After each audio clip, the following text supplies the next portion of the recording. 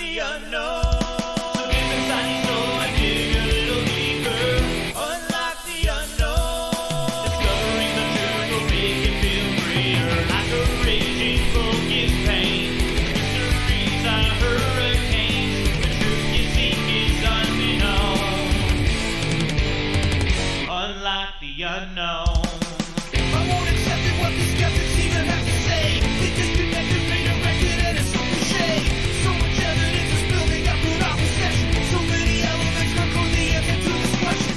From the page of myth to actuality, to unlock the locked door, where's the magic key? Unlock the unknown. So deep inside your soul and dig a little deeper.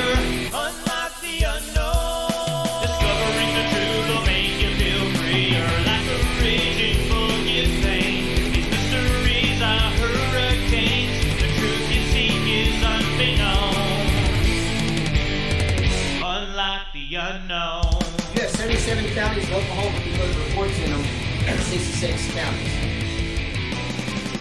Cheyenne Indians call it Maps of Vista, meaning giant monster.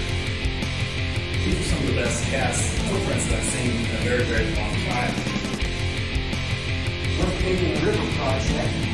We basically focus our investigations on the North Indian River or central Oklahoma.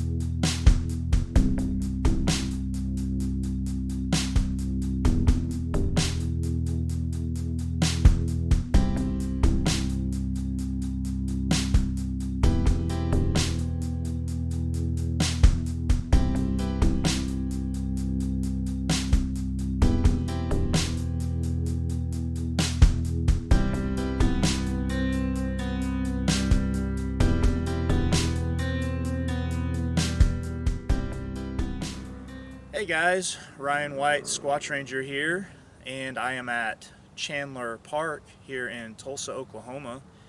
And what brought me here was an interesting possible Bigfoot print. And I'm here with Kim Watson. She's a naturalist, park naturalist here at Chandler Park. I just want to say thank you for letting me come to the park and visit. Absolutely, great to have you here today. Well, so tell the viewers, what does a naturalist, park naturalist do? Like, what are your responsibilities? What are your... A naturalist, in a nutshell, is a person who loves nature so much they study it, and I take that a little further and I teach about it. So my degree is teaching about nature and environmental education. So that's what I do here at Chandler Park. So are you just at Chandler Park, or do you cover other parks here in the Tulsa area? I work with Tulsa County Parks and Recs, so my main position is here at Chandler Park, but we have other community centers, and if they need or want a natural program, environmental education program, I go wherever they would like me to go. Let's talk about this Bigfoot print, or possible Bigfoot print that you found. What were you doing the other day? How'd you stumble upon it, and what were your first thoughts when you saw this? So part of my job is walking the trails every day to make sure that they're well maintained, to see interesting things. I take people on hikes every first and third Saturday of every month.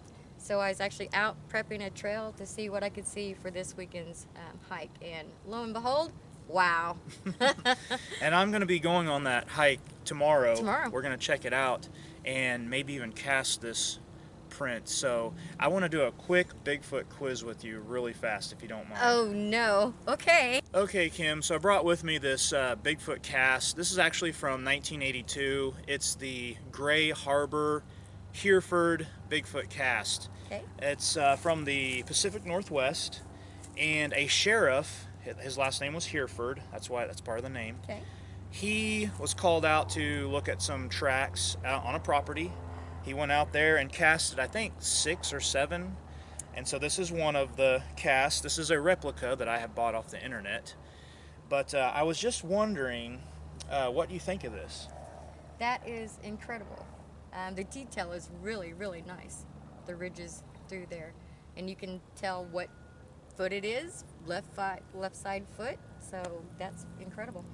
Now, did you know, just kind of general Bigfoot print information here, when a Bigfoot investigator comes out to look at a Bigfoot print, we're going to measure the length, of course, and then we're going to measure the ball width. Okay. And usually if the ball width is half the length, that makes us think it's legitimate. Gotcha. Okay. So this one looks pretty legitimate. It looks like it would be about Very half good. of the length. Very So good. we're going to go measure this one that Okay. you found and see where we're at. You bet. Anyway, I wanted to know real quick, if I say Patterson-Gimlin film, do you know what I'm talking about? I do not. Okay, so the Patterson-Gimlin film is from 1967. If you ever see a news story or Okay. anybody covering Bigfoot, it's that walk. The one that's walking. And it yeah, gives a big turn. You bet. And Yep. that is a female. There are breasts in that video. You can see her breasts. I don't know if you knew it was a female. No, I and didn't. her name is Patty. Okay, And I that's love Patty. that. That's Patty that turns and looks at you. That's So the every- one that I recognize. So that's the Patterson-Gimlin film. Okay. Very Okay. good. All right. Well, hey, what do you say? Let's go look at the track. Let's do it.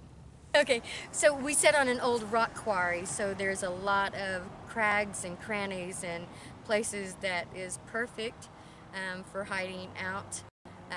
But this is one of the easier trails that we're going to go down, and it's just 4 or 5 feet into the trail is where I found the print. So come on.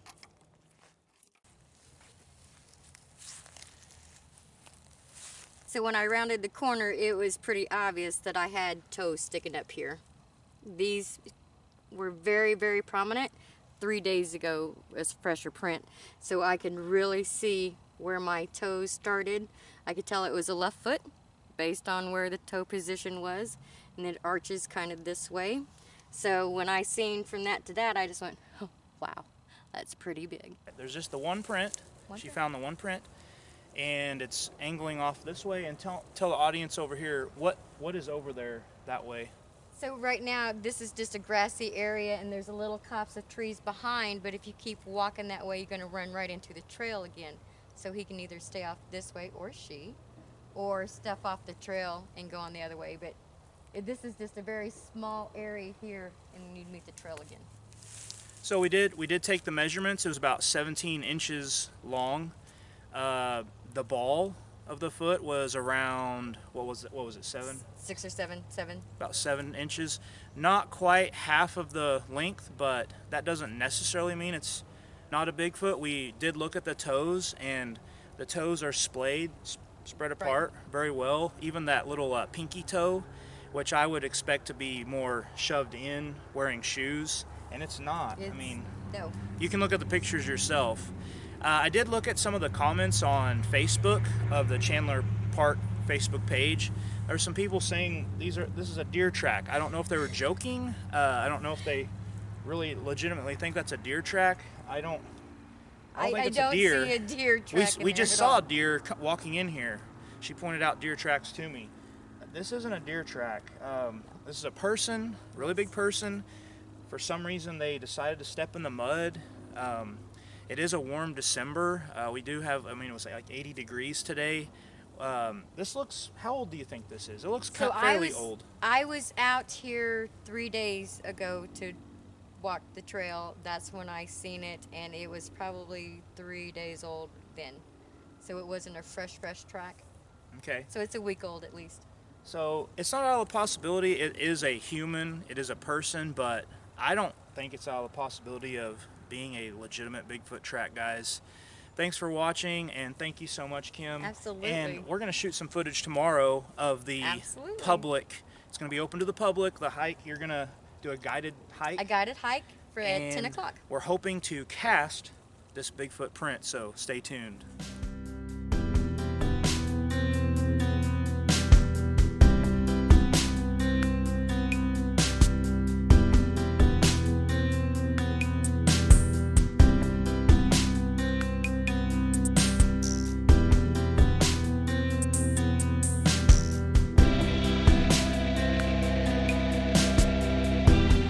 Okay, so this is some unidentified scat that I found on the same trail that we've been on this whole time talking about the print that we found.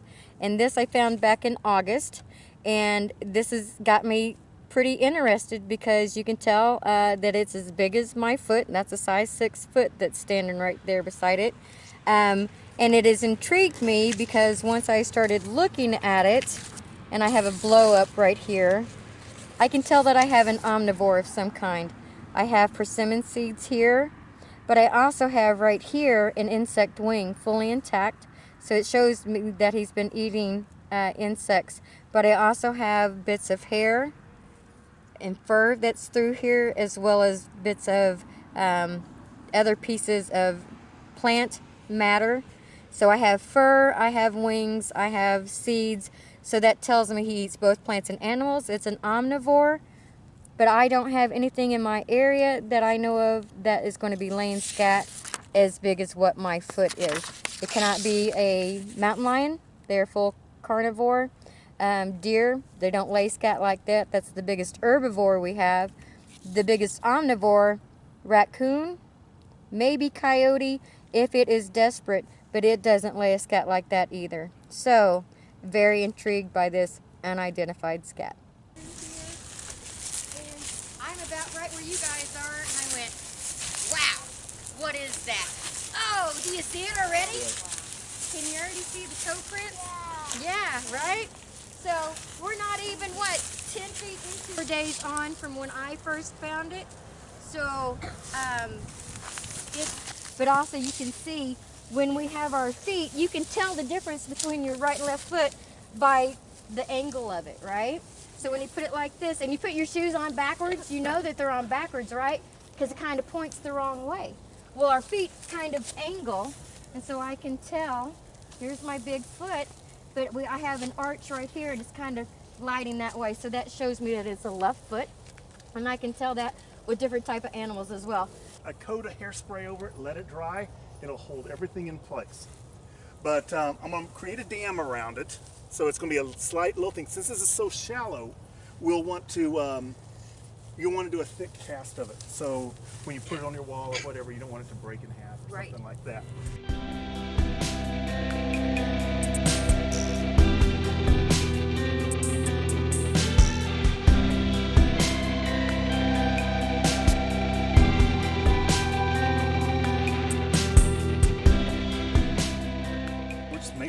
And filling up the footprint. As you can see around the edges, we've created a dam. We're making this print a little bit larger and deeper for the fact that it's such a shallow print. This will add some rigidity to the cast.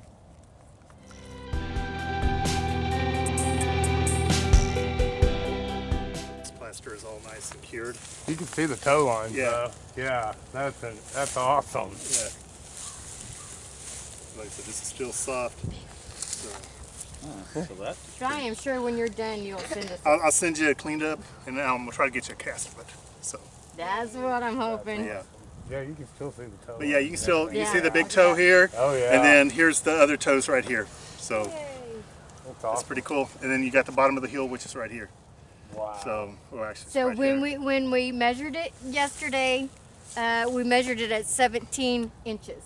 So that's a 17-inch foot. And usually a track is half the distance. Well, the length is twice as the middle distance. So that should have been like 8.5 Yeah. across. Wow. And when we did, I can't remember what number it was when we did it. It was like across. 7 or something like that. Yeah, So it's like right, it was it's about right in there, right within there. there. Almost for like Actually a was. juvenile one, maybe. Yeah, I would say this is probably about a 500-pounder and about 6-7 foot tall. Because when they're pretty big, I think that the toes just look a little bit skinnier to me than what. The toes on this one is skinnier, probably female. The males tend to be the ones that go out and do the hunting, and they're on their feet more. So their pads on their feet are much thicker than the others, than the females. So, Female. so this is probably female, but until we can actually see all the details, we can can make that determination. But so far, it's pretty legit on Yeah. what it is. So, but we'll make that determination when we get to it.